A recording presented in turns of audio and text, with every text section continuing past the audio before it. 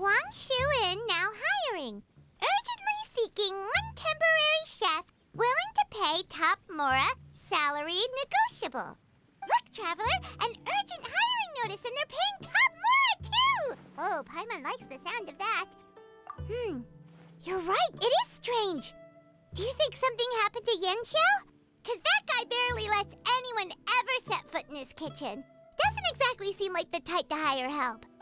The notice says interested parties should go upstairs and talk to the innkeeper Huayan. Should we go and see what's up? Yeah, and we can ask about the pay while we're at it. Boss, there's really no need for this. It's just a little burn, that's all. It won't get in the way of my work.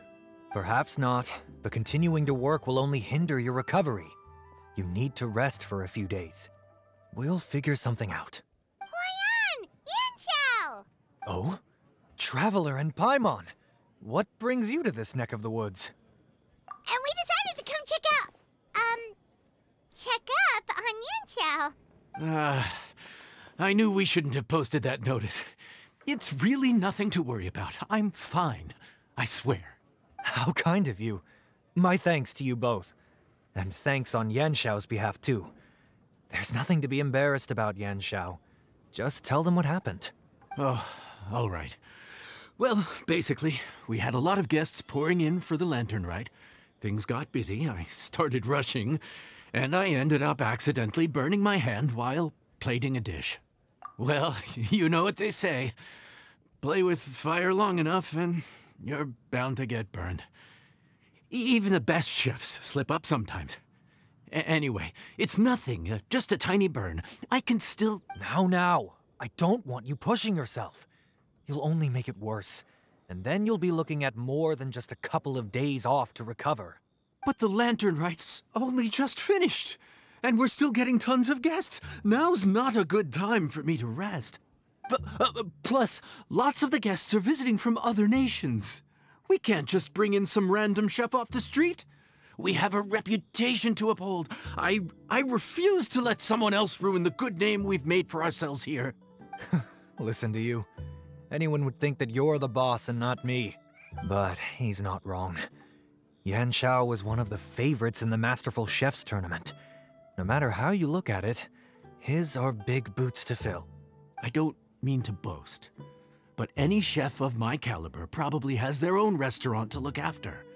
It's not going to be easy to find someone who's got the skills and has the time to help us out. Looks like we might have to increase the pay we're offering even further. Do we know anyone that's a good chef and has the time to help out? Oh, of course, you! Oh, right. Yes. Now I think about it, I do recall hearing good things about your cooking ability. I suppose I'd added you to my mental list of people who can hold their own in a combat situation, but forgot you can cook. Why are you even keeping a mental list of people who can fight? Maybe a story for another time. More importantly, I'm sure Yanxiao would be comfortable leaving his kitchen in your hands, if anyone's. What do you think, Yanxiao? Well, since it's you, I suppose that's better than anyone else. What do you think, Traveler? Should we do it? I did say that, didn't I? Well, I'm a man of my word. You'll be compensated generously for your work. I should warn you that cooking for customers is quite a different ballgame from cooking for yourself, so I'll stick around the kitchen over the next few days to help smooth things over. Oh, so he's not leaving the kitchen after all? I believe there's some spare kitchenware here at the inn. Boss, would you mind? Of course, of course. I'll take care of it.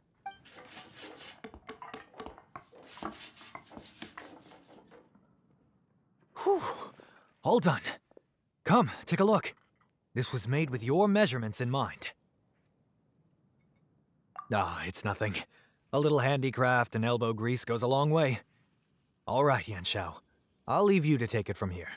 You really went to all the trouble of building a new stovetop? What was wrong with the original? Boy, you really hate when people touch your stuff, huh? No, it's nothing like that. As Boss always says, hire who you trust and trust who you hire. I just thought the original setup might be a little, tall for you. Anyway, as I was saying, cooking for guests is different from cooking for yourself.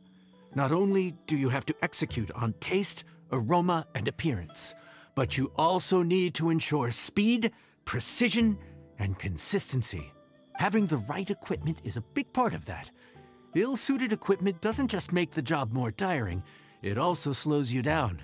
And paying customers don't have unlimited patience. Sometimes cooking is all about being well prepared.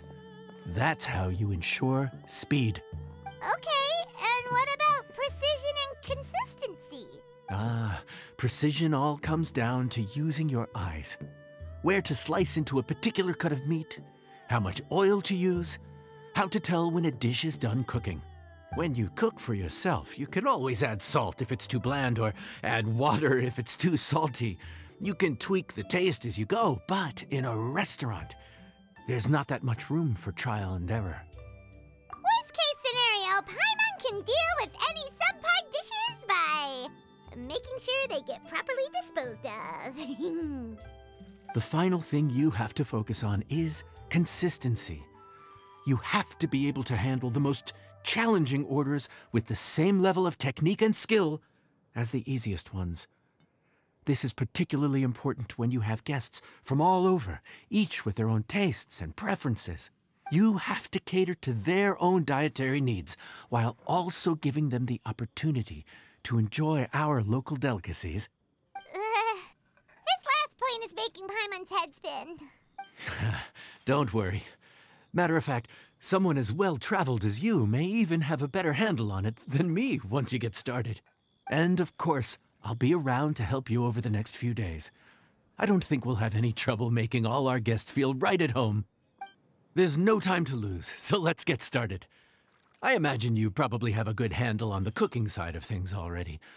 What you need to pay attention to is remembering each table's order. Try not to get them mixed up. Oh, Paimon's memory is like a steel trap. This is gonna be a cinch.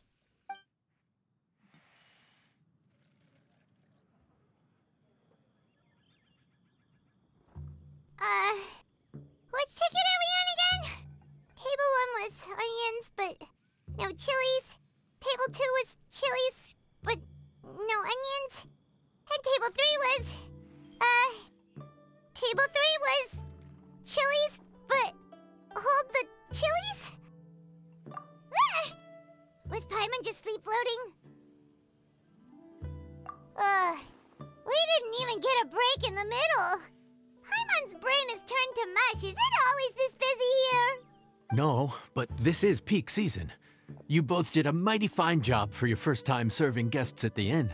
Luckily, all our customers were familiar faces this time around, so we didn't get any strange requests. Otherwise, today would have been even more challenging.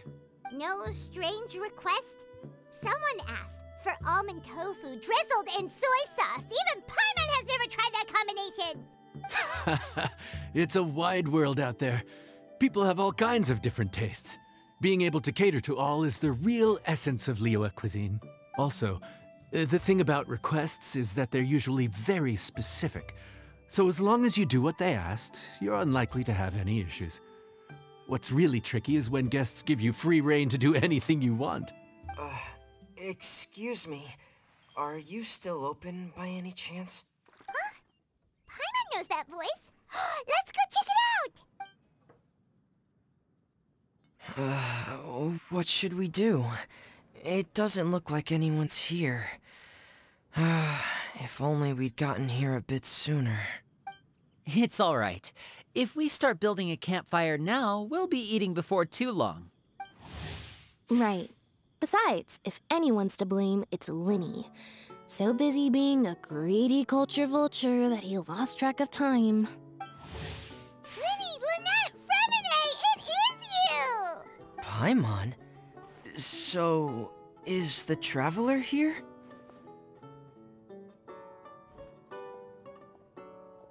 Traveler, Paimon! What a nice surprise! Paimon was gonna say the same thing! We're just lending a helping hand at the inn. Anyway, so that's how we ended up here. But what about you guys? Don't tell us. Father sent you on another mission? No, quite the opposite, actually. We're in Liyue on vacation, and while we're here, I thought a cultural tour might be in order. Father said we deserve some rest after everything that happened recently. Otherwise, it could jeopardize our next mission. It's not every day we get this kind of opportunity. Lenny thought it might be fun to spend some time in Liyue, especially since it's Lantern Rite season. We could hardly pass up the opportunity to watch a Liyue-style magic show.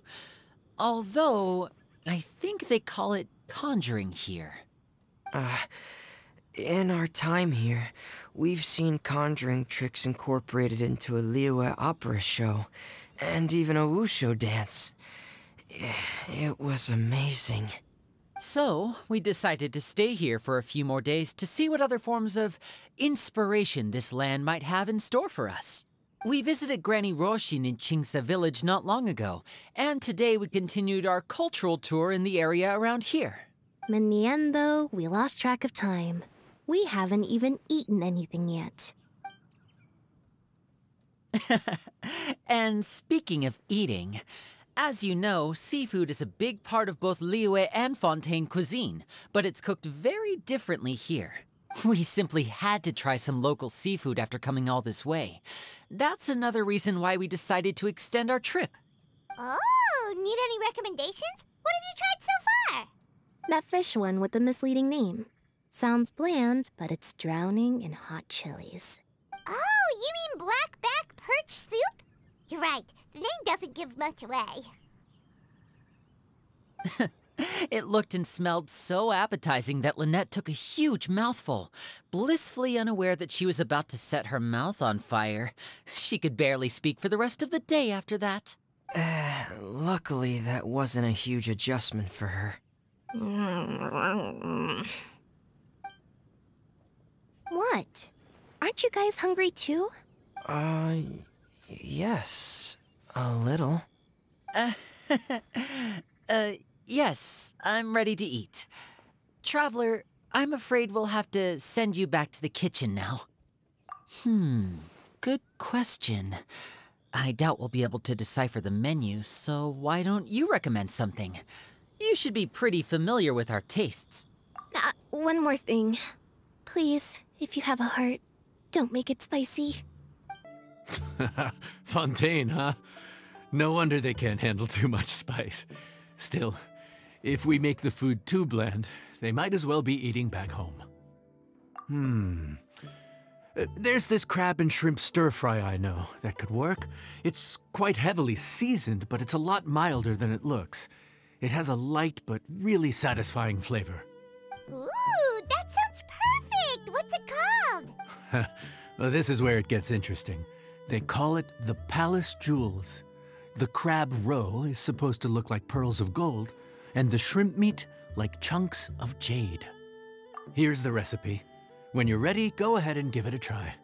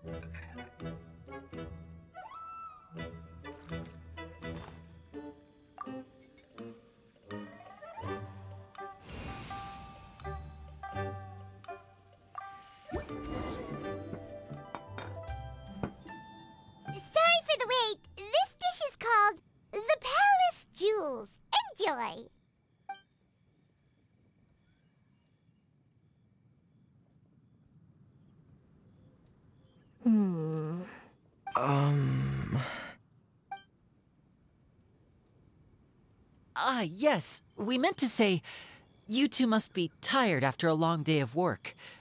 Do you want to eat with us? Oh, now that you mention it, Paimon is a little hungry. Well, if you insist, then who are we to refuse?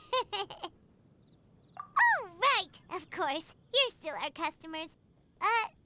Why aren't you eating? The sauce looks a little overpowering. According to Liyue custom, it's probably good table manners to let someone else go first.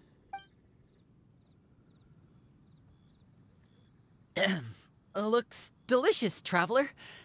I guess I'll dig in first. Here goes. What is it? Do you need some water? No. It's delicious.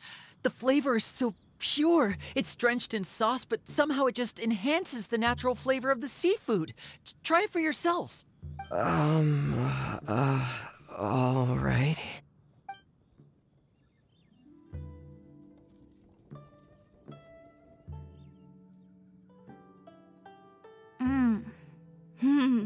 What is that? Crab roe? Yep, you have quite the palate, Lynette. No wonder it pairs so well with the shrimp meat. I've never seen it prepared this way before. According to the creator, chewy crab complements succulent shrimp, making a spectacular seafood ensemble with a succulent flavor and luscious mouthfeel. The crab roe glitters like pearls of gold, and the shrimp shines like chunks of jade. Hence its name, the Palace Jewels. So that's where the name comes from. Huh. I suppose it's quite fitting then. Huh. Was Paimon always this well-spoken? This dish must be right up your alley, Lynette. Huh? It's half gone already? When did that happen? I heard that in Liyue. The biggest compliment you can pay to the chef is to leave a clean plate. It's delicious. Thank you ever so much. Wait, don't fight over it! Hey, leave some for Paimon! I think I'm finally getting the hang of chopsticks. Yeah. Well, Linny and Lynette picked it up in no time, but they're naturally dexterous. Unlike me, it's taken me a lot longer, but I'm slowly getting there. Oh, speaking of chopsticks, in one of the shows we've seen here, someone performed a conjuring trick using a bowl and chopsticks. So, if I want to be a good magician's assistant, I need to keep practicing. Lynette's not usually so forthcoming about what she likes. But this time, well, she's expressed it in more ways than one. I guess you've rubbed off on her too. Or maybe your cooking is simply too delicious to resist. The next time our paths cross in Fontaine, you'll have to fire up your cooking skills for my other siblings as well. How does that sound, oh great master chef? Oh yeah? Well then, I'll have to clear my schedule. Calorie surplus detected. Digestion mode engaged. Yeah. Well, Linny and I are usually careful about what we eat, because we have to stay in performance shape. That, plus it's generally bad manners to overindulge at the dinner table. But once in a while, it's nice to treat yourself in the company of family. Besides, if I'd waited until my brothers were finished trying to out-polite each other, the food would have gone cold. So your friends like the dish, huh? Well done. Not bad at all for your first day on the job. There'll be more to come, so keep it up.